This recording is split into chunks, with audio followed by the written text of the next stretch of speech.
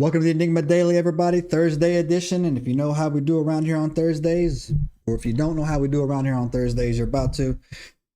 We talk about ancient civilizations, lost archaeology. I don't want to call it, shouldn't call it lost archaeology. It's more like rediscovered archaeology. And we got a really good story today that came across my desk that actually was discovered in November 15th, about 5 days ago, 2025. I'm going to pull the article up right here. And a 25,000-year-old pyramid that predates Egypt, scientists say, has been discovered in Indonesia, right? And they say that the buried structure isn't made by humans. We can get into that in a second.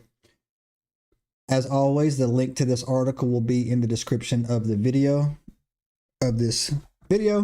And if you take one look at this from the outside with the fresh eyes that we've had awakened over the last couple of years, you can tell obviously that is exactly what that is. That is a buried pyramid covered up with grass and trees and other things.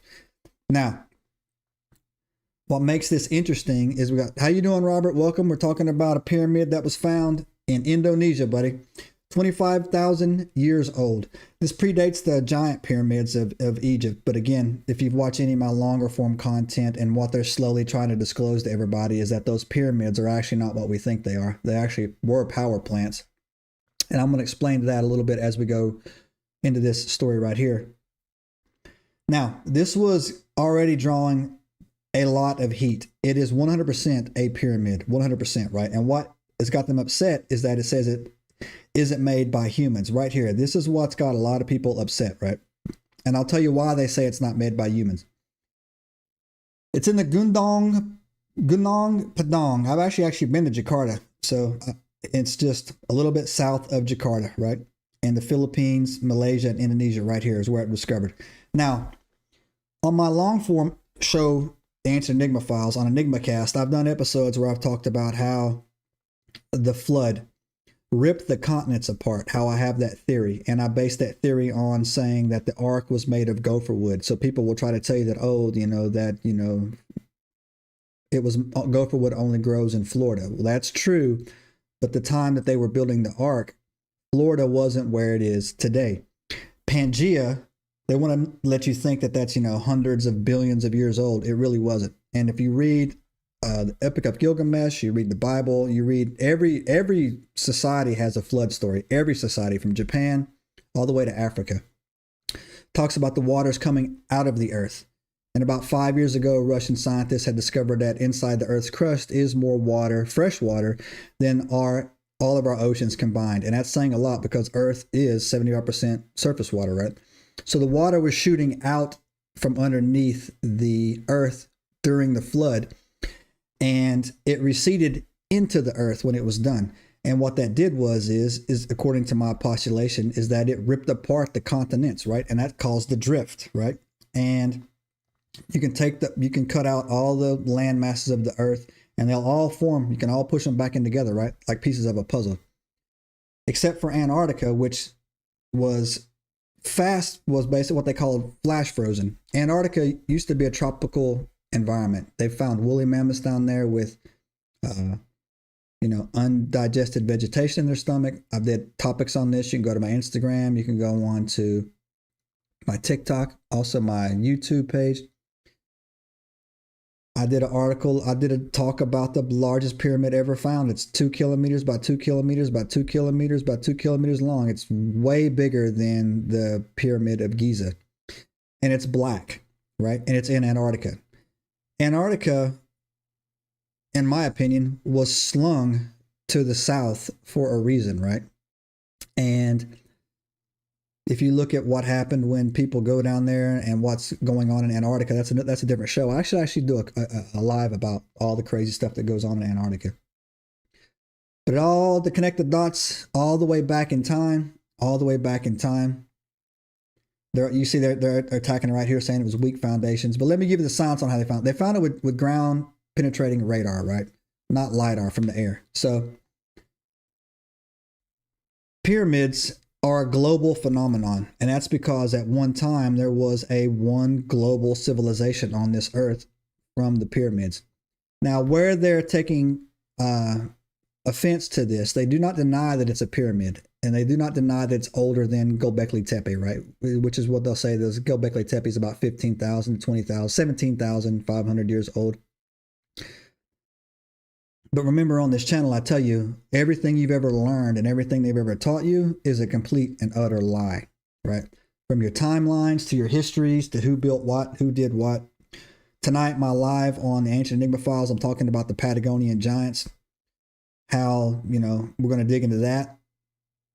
And so that's what they're alluding to, is that these pyramids were built by giants, 15 foot tall, some bigger type of civilization, which is in also backed up in every single ancient society's literature. You have the Anunnaki coming out of the, Babylon, which is modern day Baghdad in Iraq. You have the Bible telling stories about, mighty men on the earth, watchers, the Nephilim. All this stuff is real. We do not live on a boring earth. We never have. What has happened is that your grandparents' grandparents were turned into slave drones, and when they got too smart, they would create a massive war, send them off, and people were just, trying to stay alive. And then when they came back, the ones that were alive, they were left to, be rebuilt, what was left over. So that is a real thing. Giants did once walk the earth. The reason why you can find pyramids in every landmass. They even have pyramids in, for Mississippi, Alabama. They have pyramids down there buried. I've driven up 81 several times. I don't know if anybody's familiar with 81. From Tennessee heading north, I've driven up 81 several times through Virginia. And I swear I see mountains that remind me of pyramids. I'm like, man, that looks like a pyramid over there, right? If you ever just drive around and you have to drive anywhere a long distance, it's a fun car game. Just look at some of these mountains and like, man, that actually looks like a pyramid, right? And all of this information is coming to light. And the reason why these archaeologists, they attack it so hard is because you're attacking their livelihood. That, and there's probably, I don't want to go too far deep down the rabbit hole, but if you go and look around, I want to say the 1933 Wisconsin giant mounds, you'll see where the men in black start showing up. They actually show up in the Grand Canyon around 1915 or 1920s. The Smithsonian shows up and starts taking these bones and taking these artifacts. And, again, if people don't believe me, that when I tell them that one of the executive orders that Trump signed this year was to release all the information that was stored underneath the Smithsonian in DC. I've been to DC several times. And so when you're going and you're looking at this, they're starting to lose grip on the narrative about pseudoscience, or starting to look, lose their narrative about how we as human beings are much more greater than what they want us to believe. You're not meant to just get up and go to work, and then kill yourself and then be broken up and beat down by the time you're 55 and be dead by the time you're 70s. And it's not supposed to be that way. That's what they want, but it's not supposed to be that way, right? So they got to keep your history buried. They got to keep your true history buried. They got to keep your true purpose in life buried. And I'm not this guy that's going to talk about, meditating and raising your vibrations or anything like that. In the book of Enoch, and if you go also look into the Genesis, it states that we were wonderfully and fearfully made, right? And if you also go and read the Sumerian tablets, where you talk about Enki and Enlil, and why they actually got into a big argument was Enlil, the older brother, got mad at Enki, the younger brother, saying that he made us too powerful and that we have too much light in us, too much knowledge in us, and that one day we could overtake them. It's the same thing, wonderfully and fearfully made, right? And look at what we are able to accomplish in just our short lifespans with being suppressed and being put down, right? And so the reason why they keep this knowledge hid from you and they keep this knowledge out of you is because they want to keep you sick. They want to keep you dumb. They want to keep you working. They want to keep you in debt as hard as you can, right? But I think all that's starting to slowly fall apart and chip away. And I think all of it's going to come to a spectacular crash here, hopefully very soon. But the history now is that their lies are so played out. Their lies are so old and they can't come up with anything because, you know, secret societies and, you know, cabals and satanic cults, they all speak in symbolism, right? Not in language. But once you learn the symbolism, they have nothing, there's no way for them to, that they're one trick ponies. There's no way for them to trick you anymore, right? And I think a lot of people have realized that, and a lot of people have come to grips on that, that they're waking up about, man, this is a lie. This is a lie. This is a lie. And, you know, it can't go on much longer for this without something having to change, right? But I put all that aside, what I just talked about, put all that aside, giants or whatever.